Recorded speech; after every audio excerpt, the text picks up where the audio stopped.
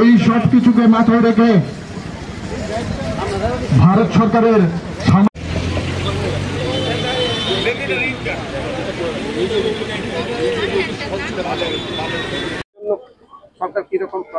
দেখুন, আজকের র্যালিতে আমরা আপনাদের কাছে অনুরোধ রাখবো, শুধু ত্রিপুরা সরকারের প্রয়াস নয় আর ত্রিপুরা সরকারের লক্ষ্য নয়, আমরা যারা আছি মিডিয়া সহ আমরা যারা আছি সকলের প্রয়াস হওয়া চাই নেশামুক্ত ত্রিপুরা।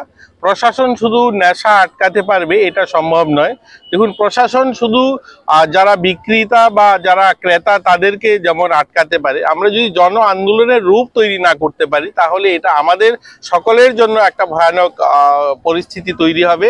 তাই আজকের এই র্যালির মাধ্যমে আমরা জনজাগরণ, মানুষকে সচেতন করতে চাইছি, অভিভাবক মণ্ডলীকে সচেতন করতে চাইছি যে সকলে যেন লক্ষ্য রাখেন, সমাজের প্রতি দায়বদ্ধতা প্রকাশ করেন, যে আমরা সকলে মিলে যদি আমরা চেষ্টা করি তাহলে এখান থেকে আমরা বেরোতে পারবো।